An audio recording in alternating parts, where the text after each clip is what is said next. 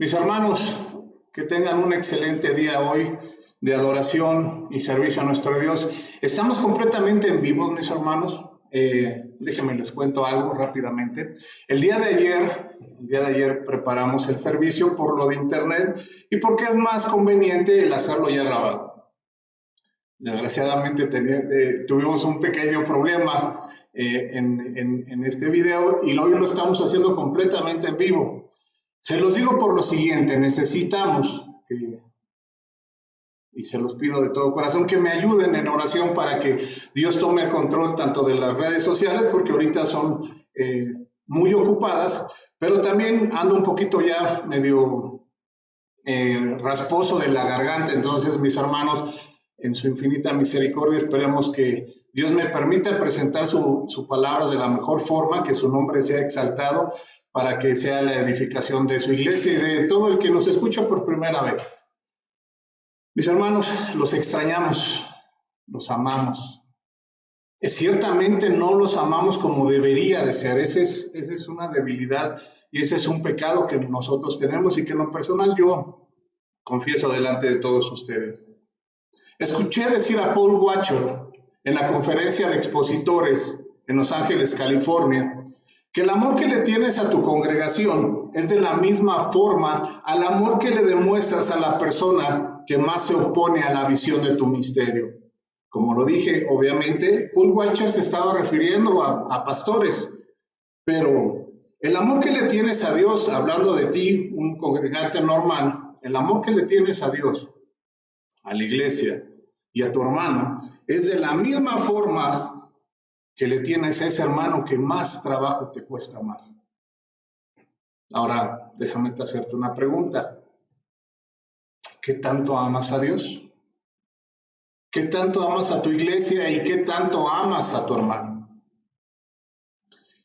Y es que el amor es la meta principal en la vida del creyente. La iglesia, nuestra iglesia, fue comprada por amor. Por amor a Dios es que nos congregamos el día de hoy. Por amor es que se soporta al hermano en todo momento. Por amor es que nos sujetamos los unos a los otros. Y por amor es que somos sacerdotes y pastores de nuestras familias. Si no hay amor, mis hermanos, en la vida del creyente, en la comunión con la iglesia, en las reuniones de cada domingo y en la vida de cada hermano, de cada creyente, esto sería peor que nada, sería completamente basura. Piensa en esto, mi querido hermano. ¿De qué te sirve estudiar todos los días de la Biblia y conocer todas las doctrinas de la gracia si no hay amor en tu corazón para tu Dios, para tu iglesia, para tu hermano y para tu familia? O piensa lo siguiente: ¿de qué te sirve o de qué le serviría a un pastor ser un gran orador, tener 10,000 congregantes si no está al pendiente de ellos? Obviamente con esto les está demostrando que no hay amor del pastor para con las ovejas. ¿De qué le sirve? Al parecer el apóstol Pablo se encuentra en el mismo punto en la iglesia en Corinto, ya que lo más importante para ellos se había hecho lo menos importante. Era necesario hacer una ilustración en la que entendieran que los creyentes en Corinto habían dejado el principal objetivo de la iglesia y el servicio a Dios. Ahora, mis hermanos, como estamos en vivo, no va a haber el pasaje de las Biblias que siempre ponemos, así que es muy buen pretexto para que vayas a tu Biblia y la abras y empecemos a leer.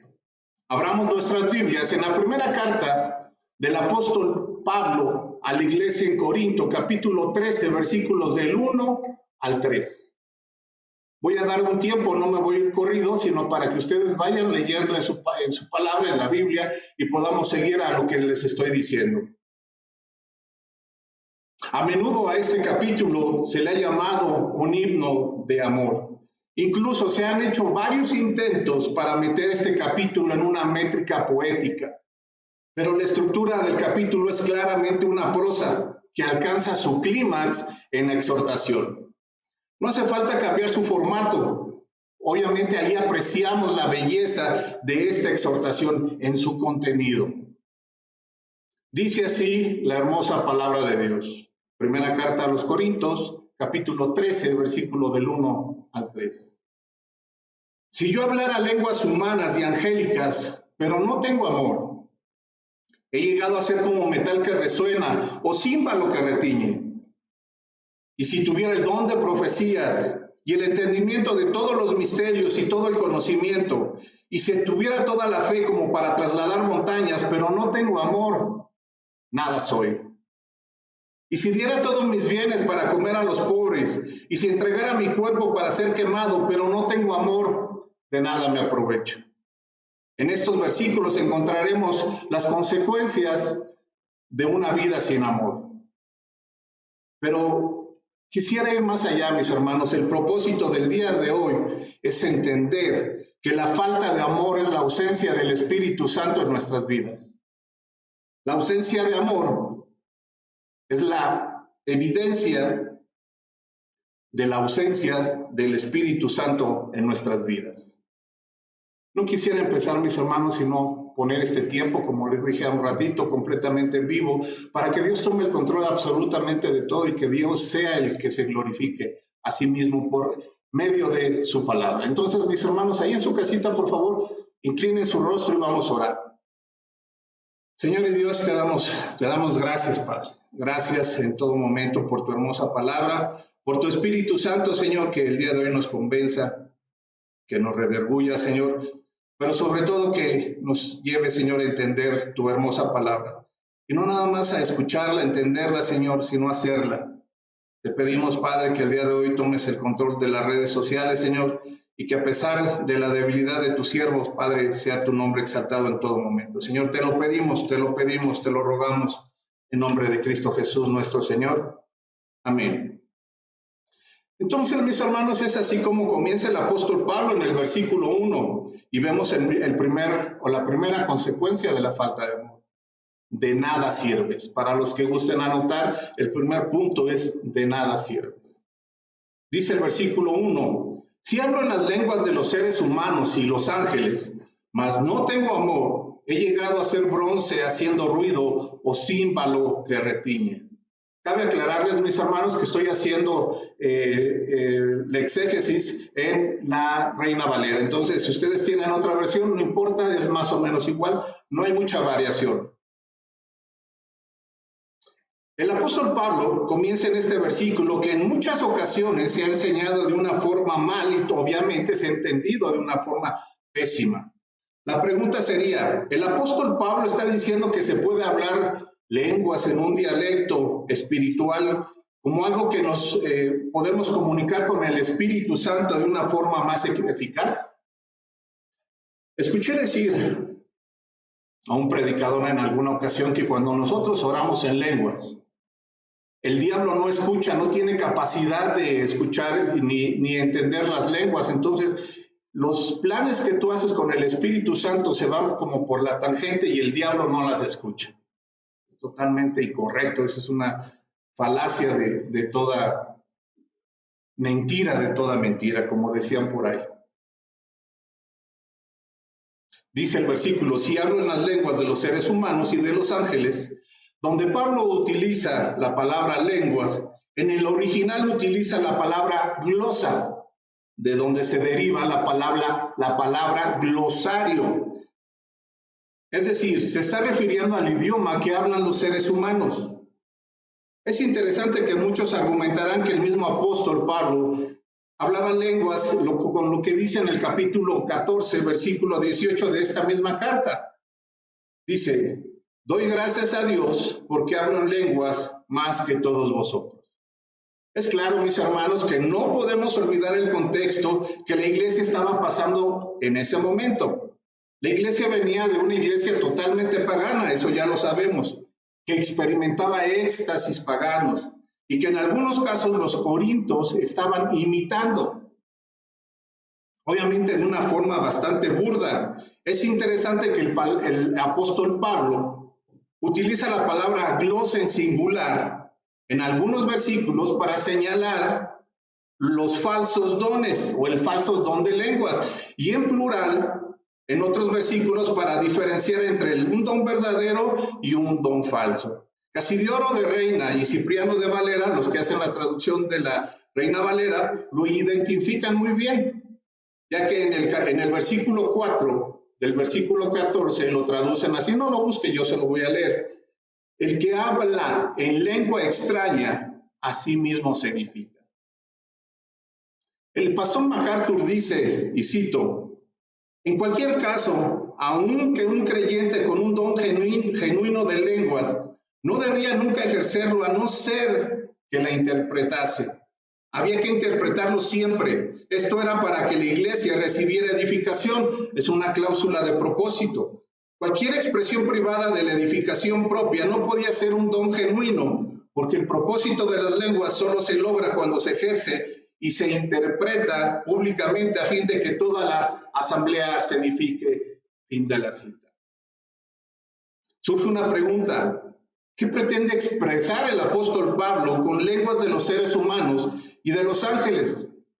Obviamente el contexto sugiere que está hablando del don espiritual de las lenguas, que por gracia del Espíritu Santo fue depositada en algunos creyentes para que el evangelio pudiera ser predicado en toda lengua, en todo pueblo y en toda nación. Pero este don, mis hermanos, fue un periodo de tiempo corto. Si tú piensas que hablas en lenguas, te tengo dos preguntas. Solo para ver o para saber si realmente estás hablando en lenguas o estás imitando ese don que Pablo precisamente es lo que quiere atacar. La primera pregunta que yo te haría es, ¿en qué idioma estás hablando? ¿Ruso, alemán, italiano, portugués?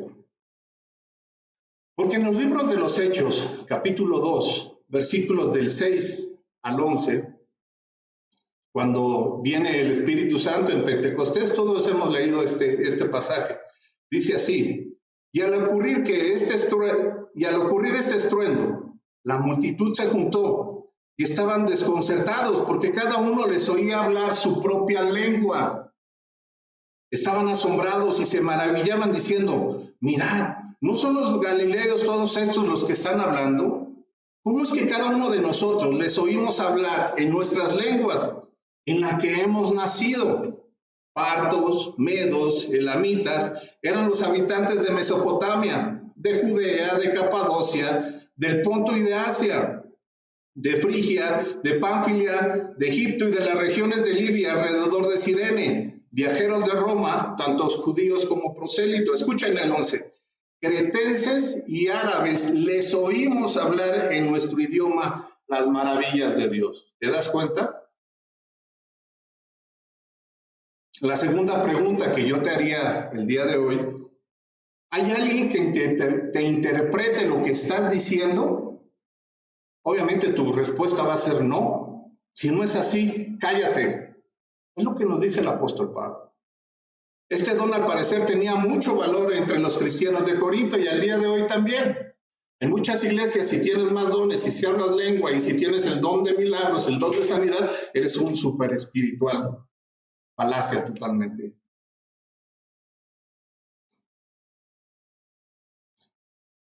El autor de este texto trata de ilustrarlo de una hipérbole, es decir, que si los corintios pudieran tener el don de lenguas y pudieran predicar el evangelio a todos los seres humanos, y aún así si pudieran hablar hasta el idioma de los mismos ángeles, pero no tienen el principal motor y el único motivo de nuestra salvación, carecería de lo más importante de lo que nos ha equipado el Señor, que es el amor.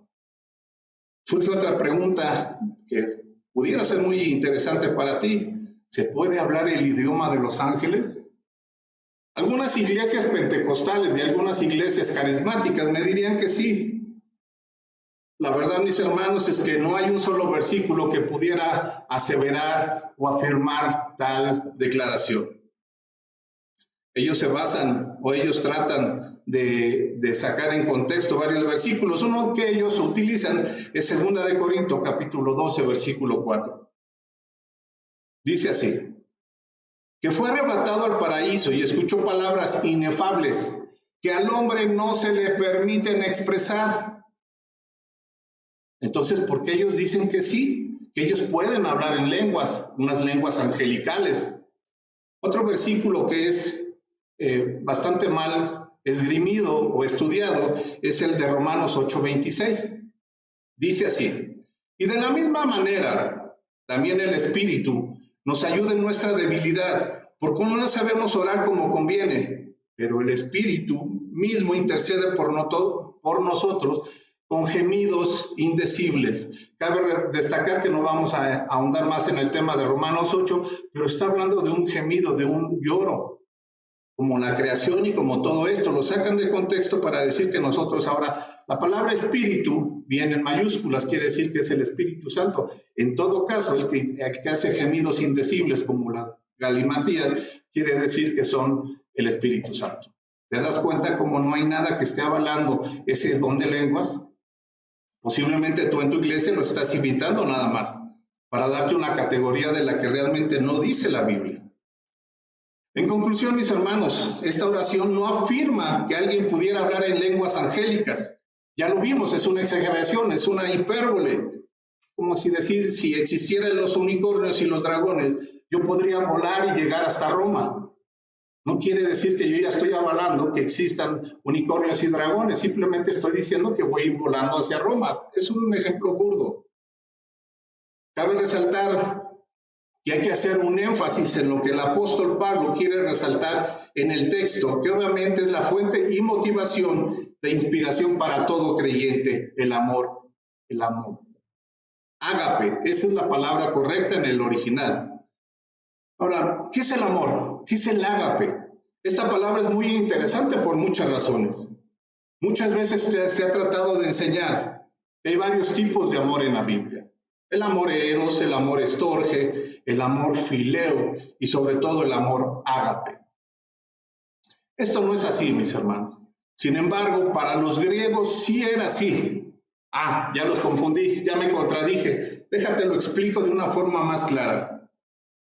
No sería cierto, mis hermanos, si te dijera que en el Nuevo Testamento se usa nada más la palabra ágape, como muchas veces se dice que es el amor desinteresado, el amor de Dios, el amor que todo pone primero. Sería un error.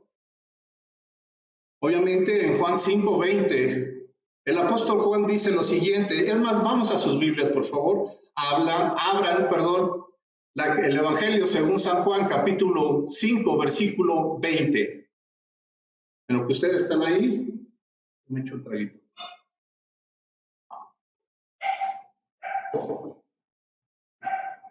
¿Ya lo tienen ahí, mis hermanos? Dice, pues el Padre ama al Hijo y le demuestra todo lo que Él mismo hace, y obras mayores que ésta le mostrará para que os admiréis. El apóstol Juan lo que está haciendo aquí en la traducción está utilizando para la palabra ama, fileo. A lo mejor algunos dirán es que se está centrando entre el amor entre parientes, padre e hijo. El apóstol Pablo también en la primera carta a la iglesia en Corinto, capítulo 6, 24, dice así: si uno no ama, vuelve a tocar la palabra fileo, al Señor que sea anatema, maranata. ¿Qué pasó ahí? Vamos a ver. El amor eros se asociaba definitivamente con el lado más vulgar del amor. Tenía que ver mucho más con la pasión que con el amor. Por eso esta palabra eros jamás aparece en la Biblia. Los griegos la utilizaban, pero en la Biblia jamás se utiliza rebajar el amor en todos los sentidos, algo vulgar. Estorge era una palabra muy vinculada al afecto familiar, pero no tuvo nunca en sí la amplitud que la concepción del amor cristiano exigía. Fileo era una palabra agradable, pero fundamentalmente denota calidez, intimidad y un afecto. Podría ser adecuadamente tan solo respecto a nuestros allegados más amados, y el cristianismo o la parte de los apóstoles necesitaban una palabra que incluyera mucho más. Obviamente ese pensamiento y todo este movimiento se centró en una sola palabra, ágape, el amor. Recordemos que el apóstol Pablo era un conocedor de la ley. Para los autores del Antiguo Testamento, el amor de Dios siempre está en su naturaleza, así como el amor por su persona, por su palabra y su templo. Cito Deuteronomio 6:5, todos no la sabemos de memoria. Amarás al Señor tu Dios con todo tu corazón, con toda tu alma y con toda tu fuerza. El amor se encuentra bajo la impresión y la protección de la ley y el gobierno de Dios. El amor está cubierto, el amor está protegido por la ley de Dios y por su persona. Sin embargo, lo que está revelando es una disposición. Escúchame bien, mi hermano. En Levítico 19, 18, ahora sí vamos allá. Les doy 3 segundos. Levítico 19, versículo 18 dice así: no te vengarás, ni guardarás rencor a los hijos de tu pueblo, sino amarás a tu prójimo como a ti mismo, yo Jehová. La actitud hacia el prójimo debería de ser determinada por el amor. Cuando la Escritura dice que ames a tu prójimo, es obviamente al hermano que tienes cerca. Es ese hermano que no te agrada, ese joven que a veces es impulsivo, a veces es chocante. La hermana que no tiene paciencia, que en todo momento te está interrumpiendo, en todo momento te está corrigiendo. Tú no deberías de amarlo porque dice la palabra de Dios. Lo que está diciendo el texto es que debería de haber una disposición en tu corazón para amar a esas personas. Entonces cambia todo el contexto de lo que estamos estudiando. Es que lo tengo que amar. No, debe de haber una disposición en tu corazón para servir a tu hermano, para servir a tus padres, para servir a tu esposa, para servir a tu iglesia y sobre todo servir a tu Dios. Cuando Pablo utiliza la palabra amor, ágape, lo hace con claridad y establece 3 puntos principales. Es decir, en todas sus cartas vemos esos 3 puntos principales en todas de ellas. Primero, Dios envió a su Hijo hasta la cruz en amor. Dios llama a sus elegidos en amor. Dios derrama su amor en los corazones de ellos, en cada uno de nosotros. El amor eterno de Dios no se puede distinguir obviamente del amor de Cristo. Romanos 5:8 dice: mas Dios muestra su amor para con nosotros, en que siendo aún pecadores, Cristo murió por nosotros. ¿Te fijas el amor de Dios? Es por esto por lo que el amor siempre es central cuando se habla y se conecta con la fe y la esperanza. Al final del capítulo 13, el apóstol Pablo cierra de una forma majestuosa y dice: ahora permanece la fe, la esperanza y el amor, estos 3. Pero el mayor de ellos es el amor. ¿Te das cuenta? En Jesús hay una nueva exigencia, mis hermanos. Es una exigencia de amor. Jesús lo hizo con una forma sorprendente, exclusiva e incondicional. El amor de Dios significa compromiso y confianza total. La exigencia de Jesús es evidente por sí misma porque Él crea una nueva situación. Él proclama la misericordia de Dios con un nuevo acontecimiento en que todo lo cambia. El perdón de los pecados que Él trae desata un nuevo amor y desborda por parte del cristiano que se sabe ya perdonado. Damos gracias a Dios por eso. Lucas 7:47 dice, y ahora sí vamos a leerlos en sus Biblias, por favor. Lucas, capítulo 7, versículo 47. Por lo cual te digo que sus muchos pecados les son perdonados, porque amó muchos, mas aquel a quien se le perdona poco, poco ama. Mi hermano, te hago una pregunta. ¿Cuántos pecados te fueron perdonados? A mí, infinidad. ¿Cómo es que debo de amar? Conforme a mis pecados fueron perdonados. Si tú te sientes muy recto y no hay amor en tu vida, ¿quiere decir que a lo mejor tus pecados fueron muy pocos? Pues ahí, aunque con el más pequeño de tus pecados tendrías que pasar una eternidad en el infierno para poder pagar, si es que pudieran medirse así la eternidad. Este amor es el que lleva a dirigir toda la vida y acción de cualquier creyente, desde los niños que por amor a Jesús se sujetan a sus padres. Niño que tú me escuchas, sé que ya tienes capacidad de escuchar, de entender. Cuando tu papá, tu mamá te dicen, ve y haz algo, y tú te rebelas, quiere decir que no estás amando a tus padres, ni mucho menos a Dios. En todo momento debes de amar a Dios. Eso es lo que el texto nos está diciendo. O los jóvenes que honran a su padre obedeciéndolos y desarrollándolo un carácter cristiano. Vemos ya a los hijos cuando ya empiezan a crecer que se sienten autodependientes, pero también joven que nos escuchas, por amor a Dios y por amor a tus padres te tienes que sujetar y desarrollar un carácter cristiano. Es necesario que te arrepientas de tus pecados para que creas en el sacrificio de Cristo en la cruz y puedas tener el perdón de pecados por Él. O como los muchachos que ya están en un proceso de matrimonio, que por amor a su futura esposa y a Jesús se guardan de toda conducta de pecado. Yo ya les he mencionado muchas veces que en algunas ocasiones cuando dimos consejería, llegaban ya parejas que el 99%, bueno, no voy a decir este porcentaje, pero en gran manera ya tenían alguna conducta pecaminosa. No estaban amando ni a Dios ni a su futura esposa o a su futuro esposo. O los esposos que en su relación matrimonial aman a Jesús porque mantienen vivo el pacto que hizo con su esposa delante de Dios. Nosotros en clase de matrimonios es lo que estamos tocando. Mi hermana, si tienes problemas con tu marido, no lo trates de cambiar. Mejor llévalo a los estudios de matrimonios que hacemos todos los viernes y vas a entender cómo Dios lo va a ir cambiando y cómo va a cambiar tu vida por consecuencia. La nueva relación con Dios nos coloca en una nueva relación con Él y con los unos con los otros. Lucas 6:36 dice, y esto se los voy a leer en la Biblia de las Américas, dice, sed misericordiosos, así como vuestro Padre también es misericordioso. ¿Te das cuenta cómo Dios nos está poniendo ese ejemplo? Dios no te manda a hacer algo que no Él haya hecho ya de una forma perfecta, de una forma inimaginable.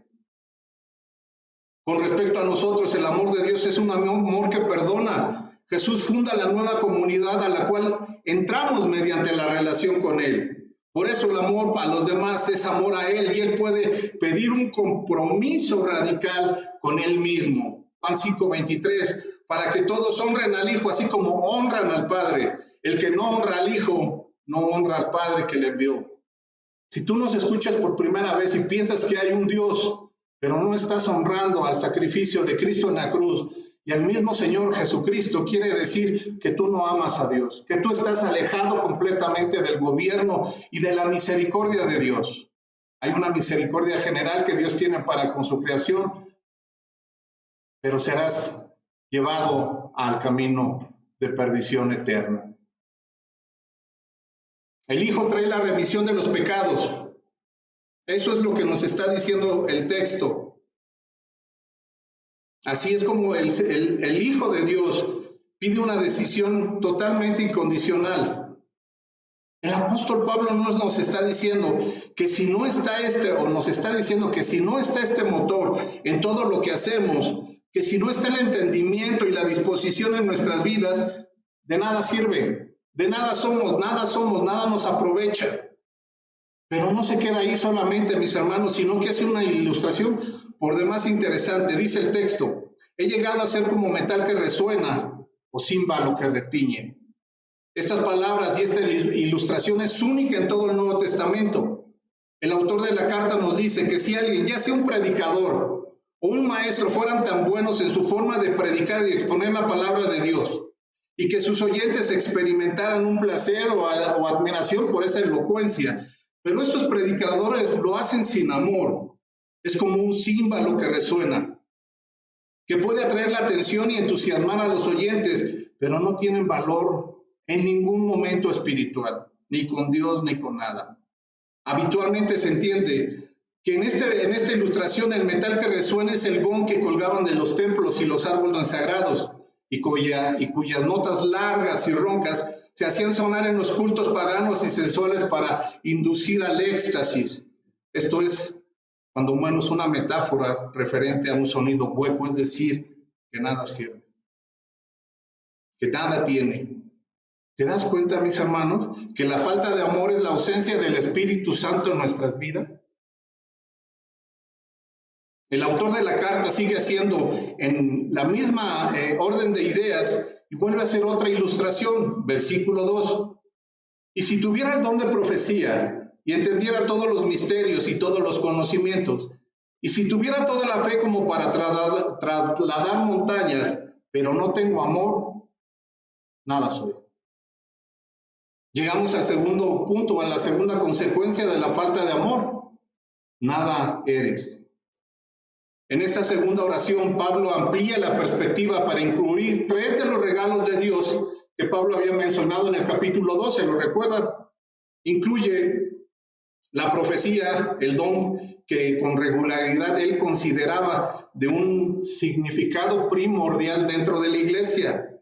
Lo vemos en Tesalonicenses, en la primera carta a los Tesalonicenses, versículo 15, versículo 19 y 20. Vamos allá, mis hermanos, abran sus Biblias. En la primera carta de los Tesalonicenses, capítulo 5, versículo 19 y 20.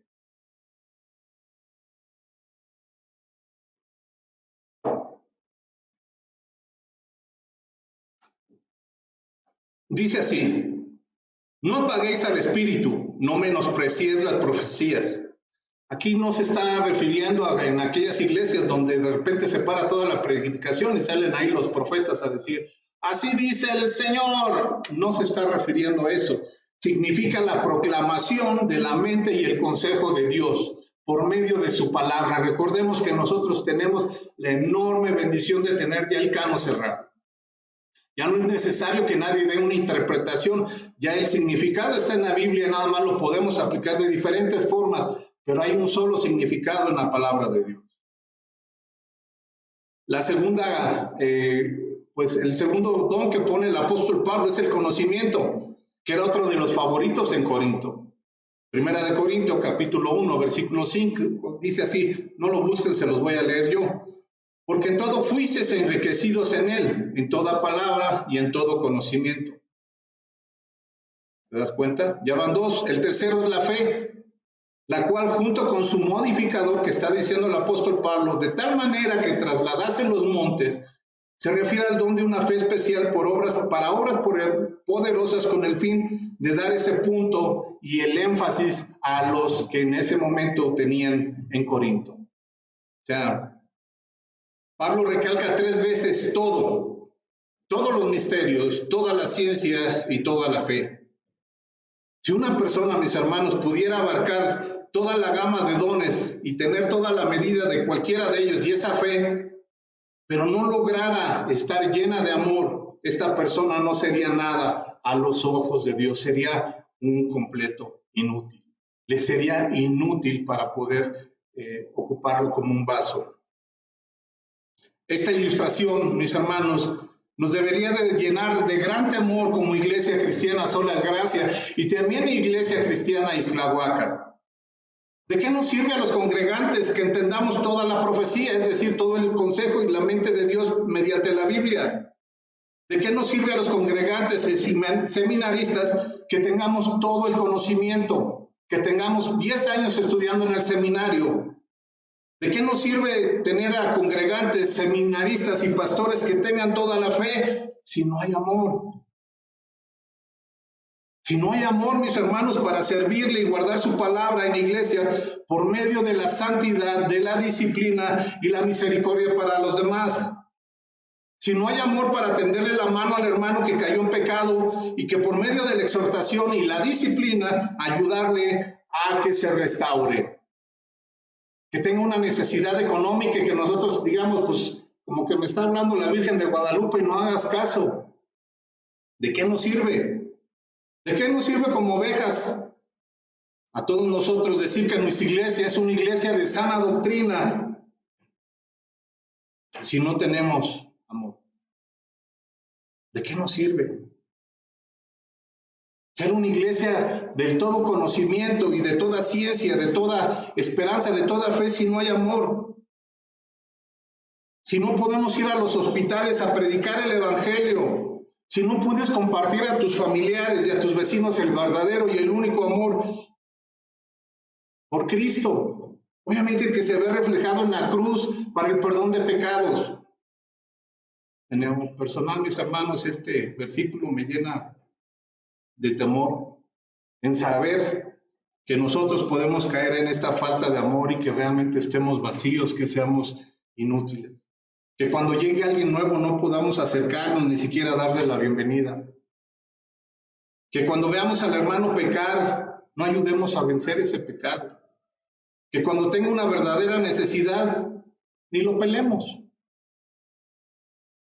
Termina el versículo dando la segunda consecuencia y dice el texto, pero si no tengo amor, nada soy.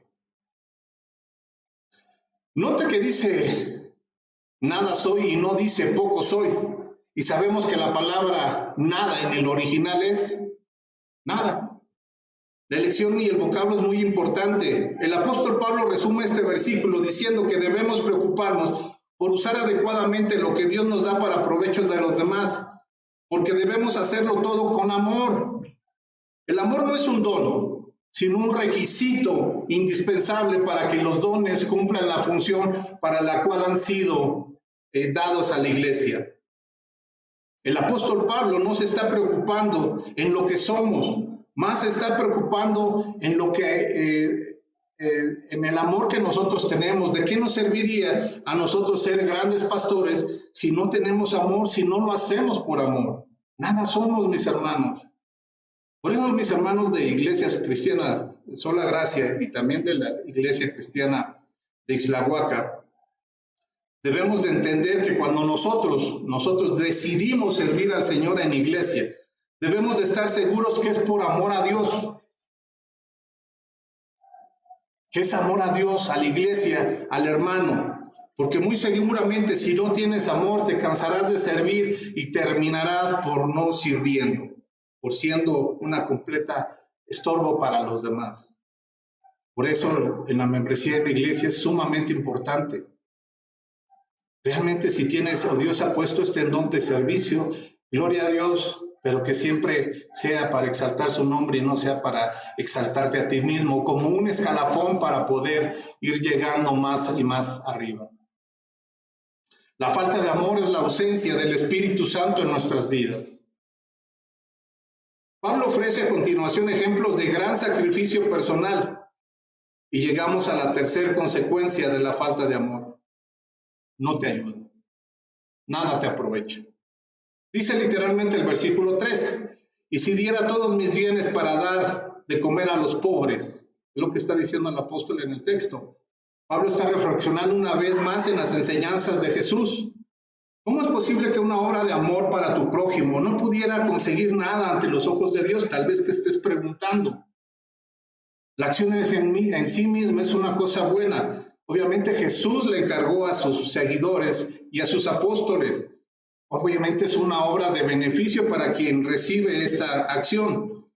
El punto es que Pablo quiere dar a conocer que esta acción realizada por alguien por el que no tiene o no hay una vida que se caracteriza por el amor, completamente desinteresado para su prójimo, nada le aprovecha en lo absoluto. Ahora, mis hermanos, quiero llevarlos a Mateo, al Evangelio según Mateo, capítulo 6, versículos del 2 al 4. Mateo 6, versículos 2 al 4.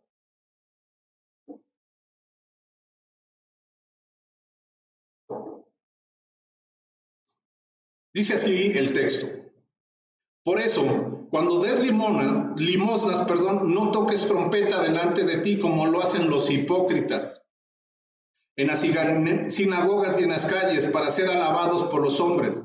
En verdad, os digo que ya han recibido su recompensa.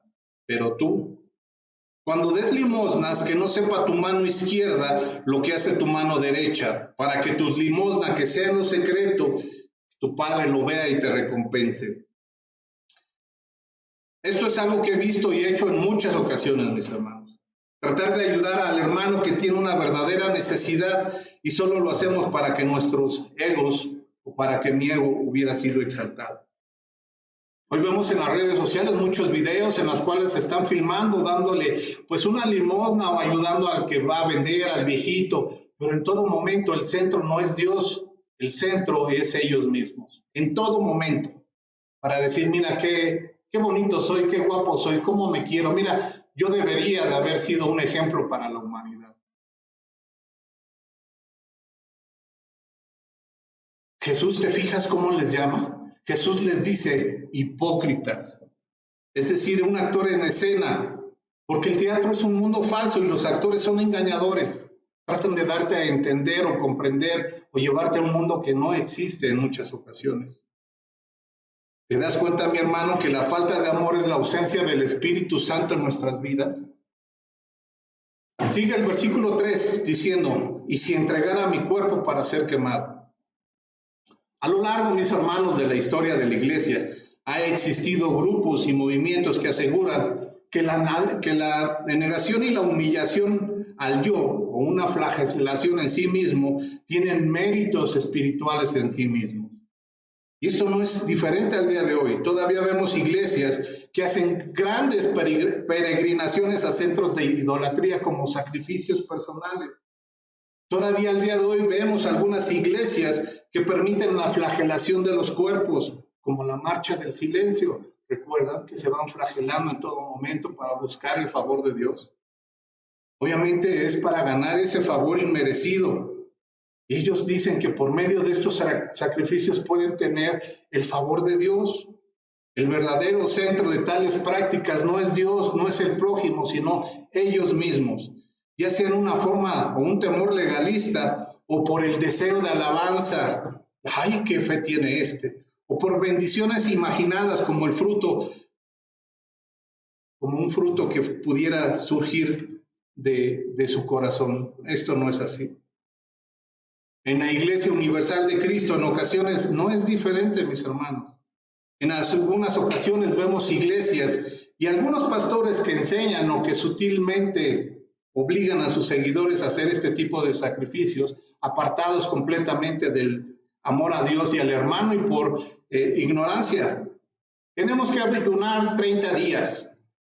Tenemos que hacer grandes veladas de oración. ¿Para qué?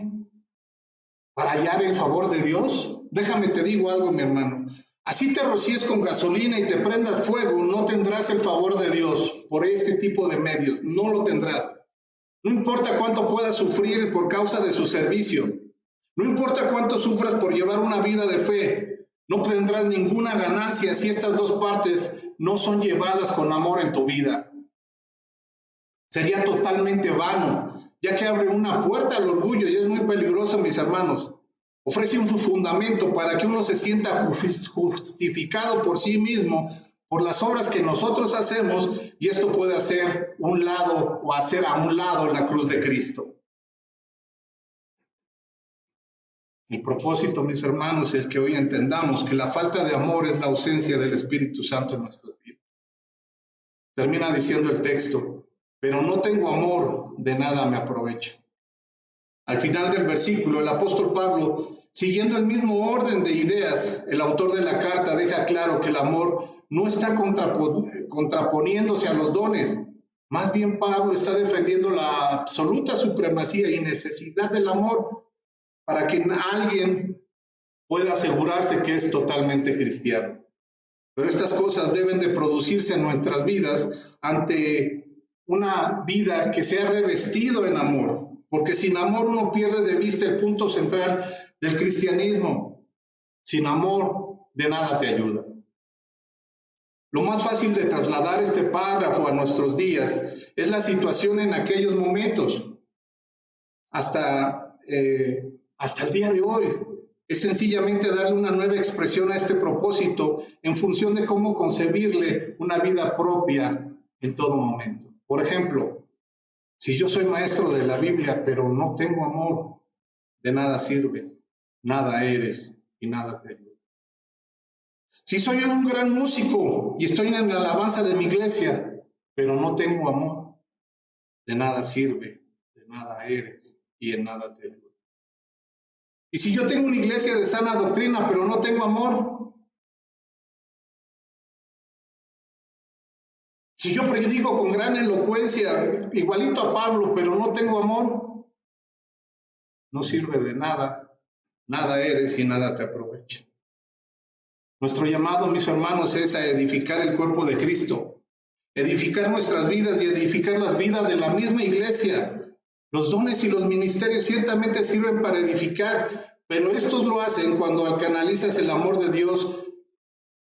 Si no, de otra forma serías un metal que resuena, algo hueco. En conclusión, mis hermanos, cualquier trabajo que hagamos para el Señor no tiene valor a no ser de que vaya acompañado de amor. El proferir palabra de Dios, el tratar de conocer más de Dios y sus conocimientos y su misterio y sus doctrinas, el tener fe aún con la cual seamos capaces de hacer grandes obras, de ofrendar porque para el sostenimiento de la iglesia y también de los pobres, o incluso morir predicando el evangelio de salvación. En sí, mis hermanos, eso no son obras malas, solamente que el mismo texto la repite con una consecuencia negativa. Si no tengo amor en cada una de ellas, se presenta un resultado totalmente negativo. No sirves de nada, no eres nada, y de nada te aprovecha. Esta es la enfermedad que tiene el ser humano, la falta de amor. Es por eso que tenemos que voltear a la cruz de Cristo para entender y comprender que todo aquel que en Él crea tenga vida eterna. Para voltear a ver a la cruz de Cristo y entender el amor de Dios derramada en esa cruz, para que Cristo se hubiera humillado tomando forma de un siervo y pudiendo morir por los pecados de nosotros, que nosotros teníamos que estar en esa cruz, pero por amor Dios se puso en esa cruz para que todo aquel que en Él la pudiera mirar, creyera en ese sacrificio, pudiera ser salvo. ¿Te das cuenta del amor de Dios? Tú no puedes decir que eres una persona de amor si tú no estás amando a Dios. Tú no puedes decir que amas a tu familia si realmente no estás amando a Dios. Toda relación horizontal siempre viene de una buena relación vertical. Yo te pido, mi hermano, que estés ahí en tu lugar y que te des cuenta y analices si realmente amas a Dios de la forma que Él exige en su palabra. Si no, arrepiéntete, mi hermano, y vamos a tratar de entender el amor que Dios hizo en la cruz del Calvario para que nosotros podamos amar de una forma correcta. Termino, mis hermanos, este mensaje con la primera carta del apóstol Juan, en el capítulo 4, versículos 19 y 21. Un texto maravilloso, un texto lleno de amor. De hecho, pues obviamente se conoce esta carta como la carta del amor. Aparece infinidad de explicación de cómo es el amor de Dios. El amor de Dios desborda. El amor de Dios te contagia. Una vez que ya te sientes perdonado, tienes que salir a las calles y decir, Dios me ha perdonado y por esto puedo compartir el evangelio. Si no te escuchan, ese no es problema tuyo. Si te escuchan, pues tampoco fue por tu gran elocuencia, es por obra del Espíritu Santo. Tú que me estás escuchando por primera vez, voltea a ver la obra de Cristo, que es el verdadero amor. ¿Quieres encontrar un significado del amor? Voltea a la cruz de Cristo y encontrarás ese significado. La primera carta del apóstol Juan dice en el capítulo 4, versículo 19-21, nosotros amamos porque Él nos amó primero. Si alguno dice, yo amo a Dios y aborrece a su hermano, es un mentiroso, porque el que no ama a su hermano, a quien ha visto, no puede amar a Dios a quien no ha visto. Y este mandamiento tenemos de Él, que el que ama a Dios, ame también a su hermano. Oremos, mis hermanos. Señor y Dios, te damos gracias por este momento de nuestras vidas, Señor, en la que has tomado el control de toda situación, Señor. Pero antes de darte gracias, te pedimos perdón, Padre. Te pedimos perdón porque no te hemos amado como tú nos has pedido, como tú lo solicitas, Padre, como tú lo mereces, Señor. Es a ti la exaltación, es a ti la gloria, es a ti todo el amor, Señor. Perdona porque no hemos amado también a tu iglesia, Señor, que tú la compraste con el sacrificio de nuestro Señor Jesucristo. Perdona, Padre, porque no hemos amado a nuestro hermano como debiéramos haberlo amado, Señor. Perdónanos, Padre, porque a veces no amamos a nuestra familia como nosotros debemos de amarla, Señor, y poder decir que somos dignos hijos de ti. Señor, un clamor en nuestro corazón es que nos ayudes a entender el amor de Cristo. Que nos permitas expresarlo y aplicarlo en todo momento, Señor. Que tu amor, Padre, esté con nosotros a lo largo del día y de toda nuestra vida, Señor, sabiendo nosotros que nos has perdonado, Señor, por nuestros pecados y que por amor has provisto a ese Cordero inmolado. Señor, te damos gracias en nombre de Cristo Jesús. Amén. Mis hermanos, muchas gracias, que Dios les bendiga.